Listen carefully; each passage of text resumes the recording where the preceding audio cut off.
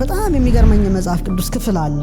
ለምሳሌ እግዚአብሔር 90ውን እኔ ልሸከምላችሁ ግድ የለም 10ዋን ተሸከሙ። እኛ ደግሞ ኖ ግድ የለም እኛ 90ውን እንሸከም 10ዋን ነው ላንተ የምናሸክመው። ኦኬ ኮንቲኒው። አትጨነቁ ስለምትበሉ ስለምትጠጡት አትጨነቁ። ጀስት የሰማይ ወፎችን ተመልከቱ። ከምግብ ጋር ተያይዞ ከልብስ ጋር ተያይዞ ምድረ በዳ አበቦችን ተመልከቱ። ይሄ ጥረግረ ብላ የሚለውን በጣም አድካሚ ሆነን ወደ ቀኝ እንዳናዘነብል ሆነን 90%ቱን ተሸክመን መንገዳገድ ግዴታችን ሆነ ማለት ነው። እንደ አሳማ ጭቃ ውስጥ ከመርመጥመጥ የንስር ክንፍን ገንዘብ አድርጎ መብረር እየተቻለ እግዚአብሔር ላበርክትላችሁ አስራቴን ስጡኝ ይላል። እግዚአብሔር ቸግሮት አይደለም። እኔ በራሴ ህይወት ያየሁት ነው። ዊትነስ ነኝ። ይሄ ማለት ብሌሲንግ ይባላል። ተጨነቁ አትጨነቁ ያለን መስመር አለ። አትጨነቁ ካለ አልጨነቅም፣ ተጨነቁ ላለው እጨነቃለሁ። ጥበብ ታሳልቃለች እንጂ አታልቅም። ከመጥበብ መጠበብ ከጠብ ጥበብ ይበልጣል። በጣም ለየት ያለ ነገር አመለካከት አለኝ ስለ ጊዜ። የሌላውን አላቅም፣ ስለ ራሴ ጉዳይ ነው ማወራው። አንዳንድ ሰው ጥቂት ዓመት ኑሮ ብዙ ልምዶች ይኖሩታል። አንዳንዱ ረጅም ዓመት ኑሮ ጥቂት ልምዶች ይኖሩታል። ለምሳሌ የ3 ዓመት ህፃን ቅዱስ ቂርቆስ ታወቀ። ቅዱስ ቂርቆስ ትልቅ ገል ተጽፎለታልና የኖረው ዓመት 3 ዓመት ነው። እንዴት ሊሆን ቻለት ያለሽ? አንዳንድ ሰው ደግሞ 90 ዓመት ኑሮ የህይወት ታሪኩን ሲሞት ለመጻፍ አንድ ገጽ በግድ ምን ብለሽ ትጽፊለታለሽ? አቶ ገሌ በዚህ ዓመተ ምህረት እዚህ አካባቢ ተወለዱ፣ አደጉ፣ እድሜያቸው ለትምህርት ሲደርስ ተማሩ፣ አገቡ፣ ወለዱ፣ ሞቱ። ምንድን ነው ታዲያ? አንድ ገጽ አይሞላም ህይወታችን ማለት ነው? እንዴት ሊሆን ይችላል? የተገቢ ነው ብዬ አላምንም። ሰዎች ለአንድ ገጽ ኑሮ ምድር ላይ ለምን ይመጣሉ? አንበሳው ከዚህ በተሻለ ቢጻፍለት ታሪክ አድኖ ነበረ፣ አንድ ጫካ አቋርጦ ነበረ። የአንበሳ እንኳን ታሪክ ከጻፈ ሰው እንዴት አንድ ገጽ ማትሞላ ህይወት ሊኖር ይችላል? ስለዚህ ምድር ላይ የኖረበትን ዓላማ አልተረዳም ማለት ነው። ለምሳሌ ትልቅ ቫልዩ የምንሰጠው ገንዘብ ነው፣ ግንዛቤን ሳይሆን ገንዘብ ነው። በምድር ላይ እንዳለ ሰው ሁሉ ነጭ ላቡን ያለበስኪ የሚኖረው ገንዘብ ነው። ኦኬ ጥሩ ነው፣ ሰው ገንዘብ አያገኝ ማለት አይደለም። ግን ገንዘብን በህልምሽ ታስቢዋለሽ? አታቂም። ይኑርሽ አይኑርሽ አታቂው። የቀን መገልገያ ነው፣ የሌሊት አይደለም ነው። ኦኬ ስለዚህ ሰው 70 ምናምን ዓመት ቢኖር 8 ሰዓቱን በእንቅልፍ በቀን ያሳልፋል። አጠቃላይ ኦልሞስት 30 ምናምን ዓመት ይተኛል። 40 ምናምን ዓመት ነው ምድር ላይ የሚኖረው ነቅቶ ማለት ነው። ሰው እድሜ ዘመኑን ገንዘብ ለማግኘት ከኖረና አካውንት ውስጥ 5 ሚሊዮን ብር ይኖር በትንሹ ወይም 10 አይዶን ነው እንዳያመጣጡ ያ ሰው ከዚህ ዓለም ይለያል ነው። ሲለይ የለፋበት ነው መነገር ያለበት አይደል? ለምን ህይወት ታሪኩ ላይ 10 ሚሊዮን ብር ባንክ ውስጥ አስቀምጦ ሞታ ይባላል? ምን ያህል እዛ ላይ ሲቆም ቆመ ነው ህይወት ታሪካችን ውስጥ እንኳን ሊገባ አይችልም። ሰው ለዚህ ብቻ አልነበረም መፈጠሩ ነው። ዛሱ አይኔ ሁልጊዜ የዓለሙ ሳይንስ ተምረነዋል፣ ግን ችግሩ ግራ ብሬናችን ነው አክቲቬት የሚያደርገው። የተፈጠርንበትን ዓላማ ስለሚያስረሳን ለቁስ ነው የተወለድነው፣ ለቁስ ነው የምንኖረው፣ ለቁስ ነው የምንሞተው። ስፒሪቹዋል ዓለም አክሰስ ስለማናደርግ ታሪክ የለንም። ከእድሜ ይልቅ የህይወት ኤክስፒሪየንስ ብዙ ነው አልኩኝ። ራሴን ኦኬ ነው የምናገር። ይሄ ዳሴን ከንቱ ምናምን አይደለም። ለምሳሌ 16 በላይ ሀገሮች አይቻለሁ፣ 29 መጽሐፍ ጽፌያለሁ። በረሃ ውስጥ፣ በመርከብ ውስጥ፣ በአየር ላይ ብዙ ነገሮች ላወራልሽ እችላለሁ። የህይወት ታሪክ አውራ ብባል ከኖርኩበት እድሜ የሆነ ነገር ፈጥኗል። ኦኬ እዚህ ላይ ቆም ብዬ አስባለሁ ነው። ለምን ይሄ ሆነ ብዬ ሳስብ ጊዜ አንጻራዊ ነው የሚለው መልስ እኔ ላይ ይመጣል። ለምሳሌ ገንዘብ ይበረክታል። እንዴት ይበረክታል? አስራት ሰዎች አስራት ይሰጣሉ ነው። እግዚአብሔር ላበርክትላችሁ አስራቴን ስጡኝ ይላል አይደል? እግዚአብሔር ቸግሮት አይደለም፣ or something አይደለም። ስትሰጪ ይትረፈረፋል ነው። አታቂውም ሲትረፈረፍ ድንገት ይመጣል። ለምሳሌ እኩል ደሞዝ እኔም አንቺም እናገኛለን፣ or እኔና አንቺና ሌላ ያንቺ ተርፎሽ ይዛኛው ደግሞ ወዲያው ቡን ይላል። ምንድነው ቡን ያደረገው? አንዳንዱ ደግሞ ሰጥቶት አያልቅም። ይሄ ማለት ብሌሲንግ ይባላል፣ በረከት። በጣም ሰዎች ገንዘባቸው እንዲባረክ ብቻ ነው የሚመኙት። ጊዜን ባርከው አልፋ እግዚአብሔር ሆይ ጊዜን ባርከው ካልሹ በጣም በጥቂት ጊዜ እጅግ ብዙ ስራ ላይ ያሰራሽ ይችላል። በቃ እኔ በራሴ ህይወት ያየሁት ነው። ዊትነስ ነኝ፣ አንድ ምስክር ነኝ። ለምሳሌ በጣም የሚገርመኝ መጽሐፍ ቅዱስ ክፍል አለ። ሐዋርያት ክርስቶስ ሳይጠራቸው በፊት የተለያየ ሙያ ያላቸው ናቸው። ለምሳሌ ታክስ የሚሰበስባል ለማቴዎስ፣ እነ ጴጥሮስ እና ዮሐንስ አሳ አጥማጅ ናቸው። ሌላም እነ ቶማስ የግንብ ስራ ወዘተርፈ፣ ሉቃስን ብትይው ሐኪም ነው። የተለያየ ሙያ ናቸው ነው። ሰው ይጠራቸዋል። ሲጠራቸው ህይወት ተለወጠ።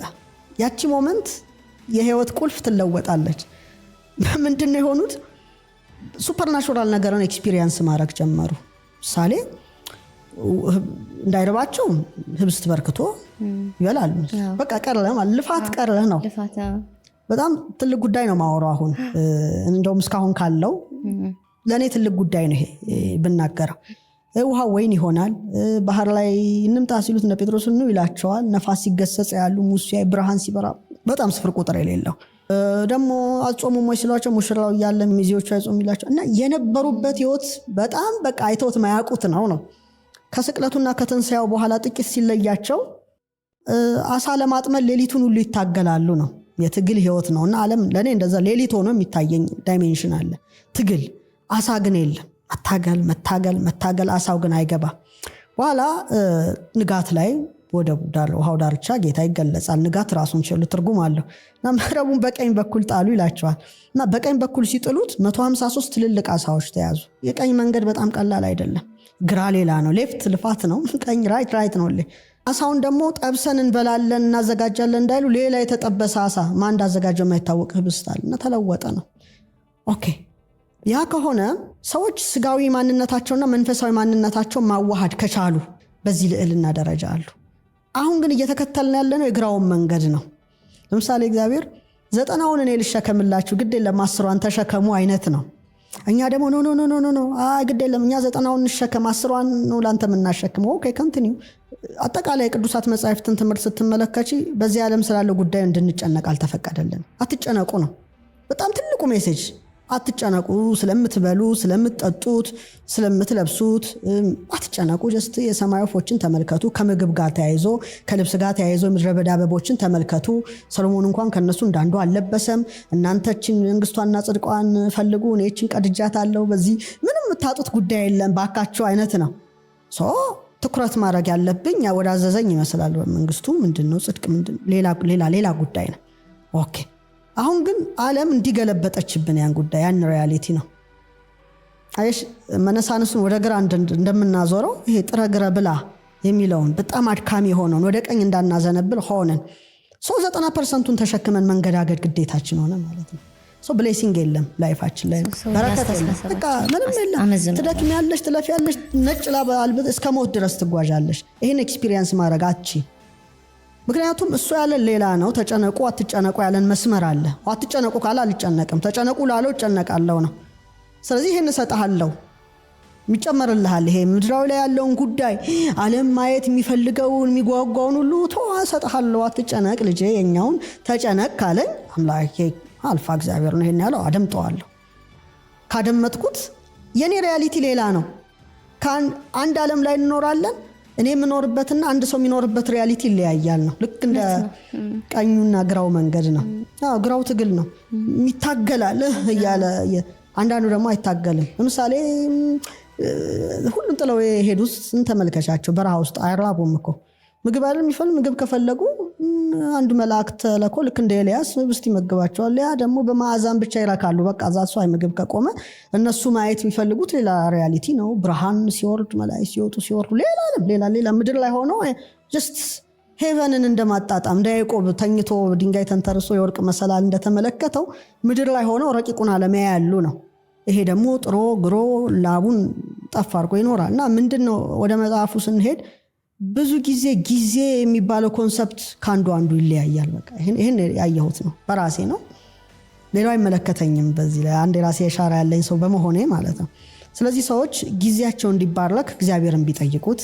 ጥበብ ታሳልቃለች እንጂ አታልቅም። በጣም ሰፊ ዓለም ነው። በጣም የሚያስደስት ዓለም ነው። ከመጥበብ መጠበብ፣ ከጠብ ጥበብ ይበልጣል። ይህን ብቻ ቢይዙ በቂ ነው እና ከፍ ብለው እንዲመለከቱ።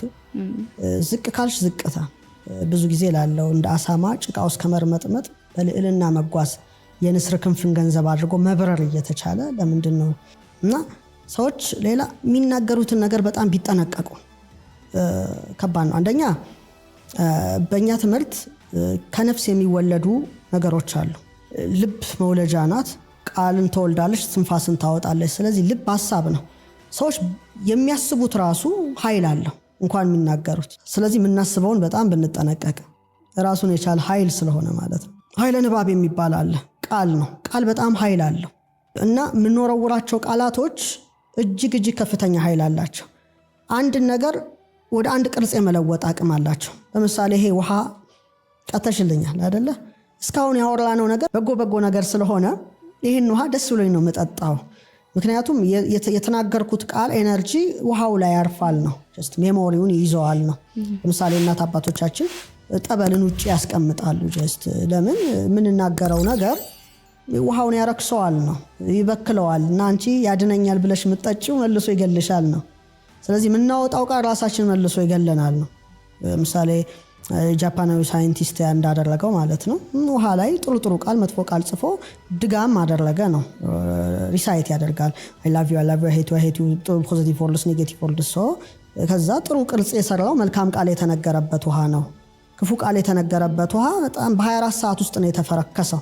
ስለዚህ የሚፈረክሱንን ቃላት ብንጠነቀቅ ጥሩ ነው።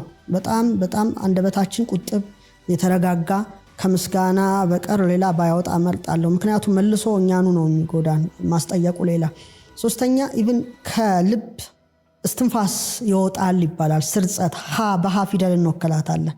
ለአብርሃም የተሰጠው ሃ ነው፣ ለሳራ የተሰጣት ሃ ነው። ለእኛ ሶራ ሳራ እንላለን እንጂ በሂብሪው ሳራይ እና ሳራህ ነው። ሃ ነው የተሰጣት። ሃ እስትንፋስ ነው እና ምን ተነፍሰው ራሱ ኃይል አለ።